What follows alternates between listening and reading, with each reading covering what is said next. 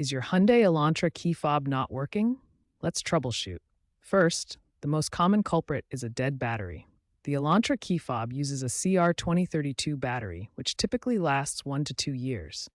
Open the fob using a small screwdriver or key, replace the battery, positive side up, and reassemble. If a new battery doesn't solve it, the fob might be out of sync with your car. Synchronization errors, especially after battery changes, are common. Finally, we address module failures. If a battery change doesn't fix the problem, try the Relearn procedure. Insert the key into the ignition. Cycle the ignition to on without starting and back to off 10 times within 15 seconds. Remove the key, then press the lock button on the fob for 1 second. Repeat for all fobs. If that fails, the body control module may need a reset.